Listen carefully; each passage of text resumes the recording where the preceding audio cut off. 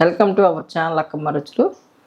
ఈరోజు మనము దొండకాయ ఫ్రై చేసుకుందాం. అంటే మనం రొటీన్గా డైలీ చేసుకునే టైప్ కాకోకుండా కొత్తగా ఒక్కొక్క టైప్లో చేసుకుంటూ వెళ్దాం. ఎప్పుడు చేసుకునేది దొండకాయ ఫ్రై కదా అన్నట్టుగా లేకుండా చేసుకుని తినడానికి ఇష్టపడేలాగా చేసుకుందాము. ఇదిగోండి గిన్నె పెట్టాను, హీట్ అవుతుంది. ఏడుశనగగుళ్ళు వేపుకుందాం.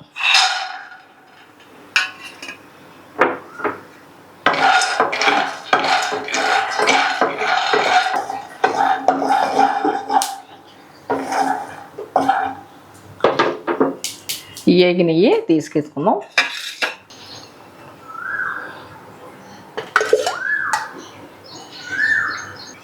ఆయిల్ లేదండి, కొంచెం తక్కువ తింటేనే మంచిది. ఆయిల్ తినటం వలన కొవ్వు పెరుగుతుంది, చాలా ప్రాబ్లమ్స్ ఊళ్ళో వస్తుంది. మినప్పప్పు, జీలకర్ర, ఎండుమిరపకాయలు.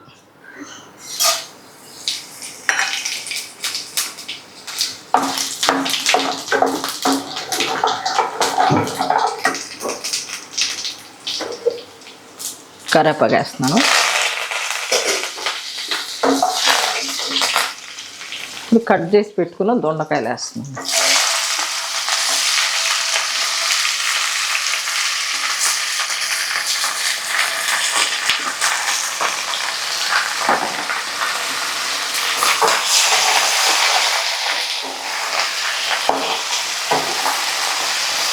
ఇది ఉడకాలి కదా, వేగటానికి ముందు కొంచెం సాల్ట్ వేస్తున్నాను. ఇదిగోండి.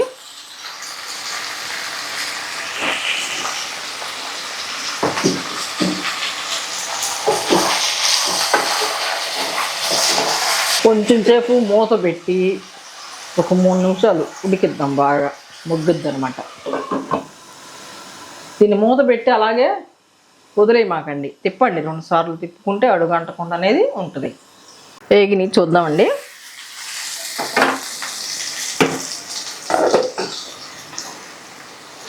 ఇదిగోండి ఇలా రావాలి, కలర్ఫుల్గా ఎర్రగా ఇట్లా వేగాలన్నమాట. వీటిలో కొంచెం పండొచ్చిన దొండకాయలు ఉన్నాయి, అవి కావాలని వేసాను నేను.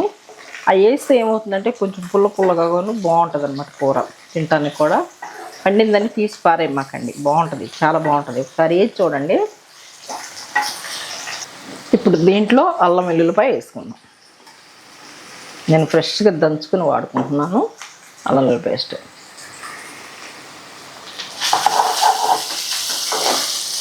ఇది మొత్తం నేను ఐలో పెట్టే చేస్తున్నానండి.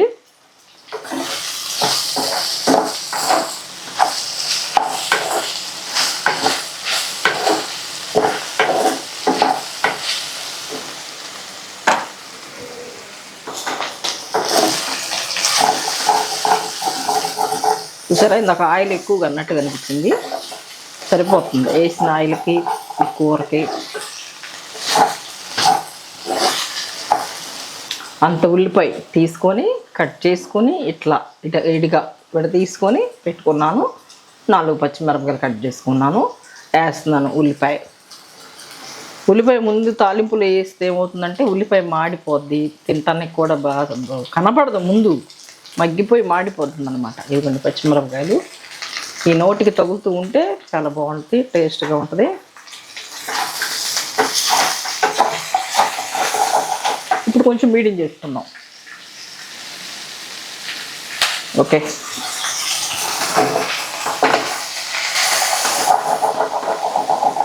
అడుగు పట్టనివ్వకుండా ఇట్లాగా చేసుకుంటే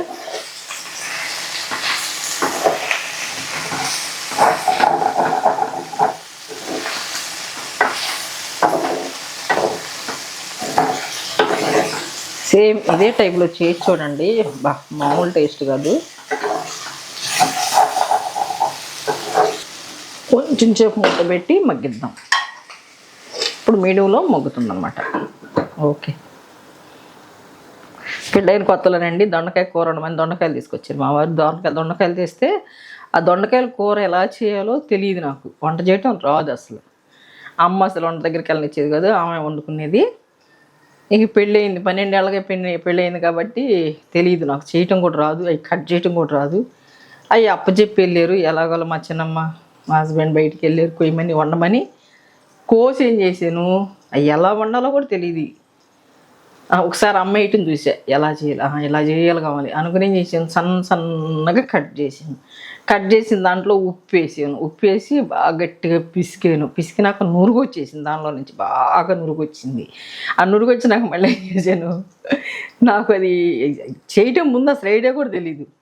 నీళ్ళు పోసి కడిగాను. మళ్ళీ కడిగిన ముక్కలను మళ్ళీ మొత్తం పిండి ఒక ప్లేట్లో పెట్టుకున్నాక ఏమైంది, తాలింపు వేసి నాకు అవి తాలింపులు వేస్తే అవి ఏగటం అనేది లేదు అసలు. ఉడకటమే, నీరు నూనె కలిపి ఉడకటమే జరుగుతుంది. కానీ పొయ్యి మీద పెట్టే ఉంచే అప్పుడు మా చిన్నమ్మ వచ్చి గట్టిగా తిట్టేసింది, వంట చేయటం రాదు, పెద్దోళ్ళు ఎవరన్నా అడగాలి కదా అని అనేసి.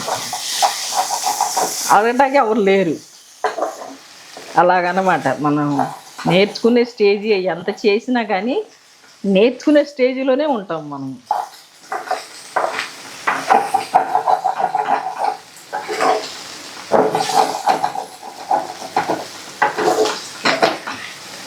చూసారా, ఇప్పుడు ఈ ఉల్లిపాయ పచ్చిమిరపకాయ నోటికి తగులుతుంటే చాలా సూపర్ టేస్ట్గా ఉంటుంది.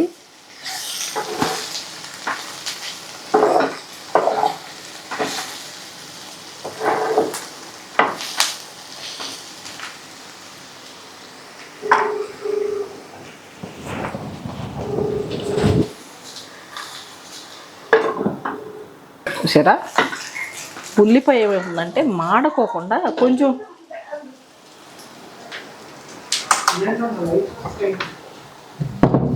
చూసారా, ఉల్లిపాయ తాలింపులు ఎత్తే ఏమవుతుందంటే పూర్తిగా దానికి అసలు రూపు లేకుండా మాడిపోద్ది.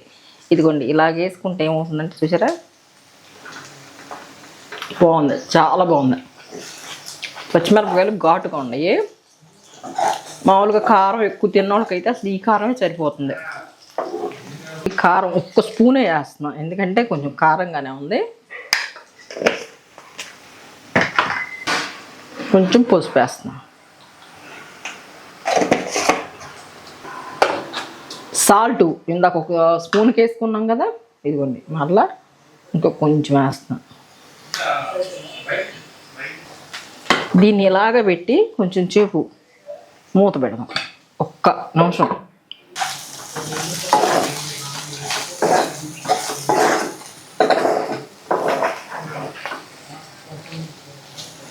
కారం వేసినమ్మంటే తిప్పామనుకోండి కొంచెం కారం వాసన అనేది వస్తుంది అనమాట. అట్లా మూత పెట్టి ఒక్క నిమిషం ఉంచితే ఆవిరికి ఆ స్మెల్ అనేది పోతుంది.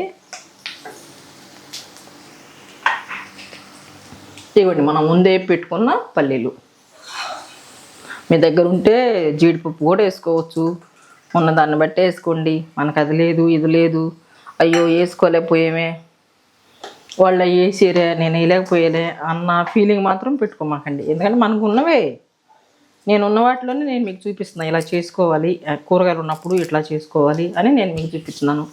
ఇదిగోండి కరివేపాకు వేస్తున్నాను, అయిపోయింది.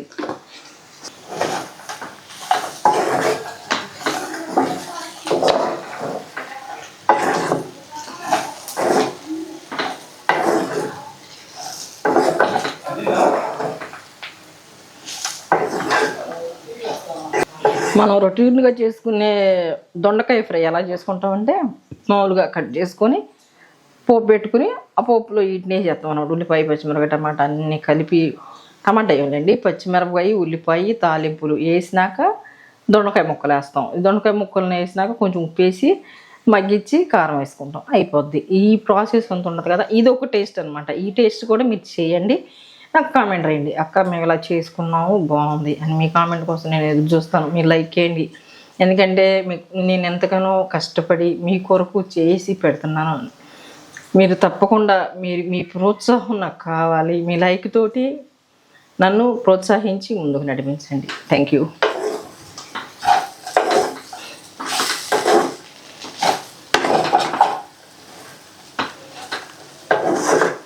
ఓకే, అయిపోయింది. ఒక బౌల్లోకి తీసుకుందాం, కట్టేస్తున్నాను. అయిపోయిందండి, దొండకాయ ఫ్రై చేయటం అయిపోయింది. చూసారా, సూపర్ టేస్ట్గా ఉంది, చాలా బాగుంది. సేమ్ ఇదే టైపులో మీరు కూడా ట్రై చేయండి, ఎందుకంటే బాగుంది, చాలా టేస్ట్గా ఉంది. నోరు కూడా ఎంత బాగుందంటే అంత అన్నంలో వేసుకుంటే కలిసిపోతుంది అనమాట. చాలా బాగుంది. ఒకసారి నచ్చినట్టయితే చూసి ట్రై చేసి నాకు లైక్ కొట్టండి, షేర్ చేయండి, కామెంట్ చేయండి, సబ్స్క్రైబ్ చేయండి.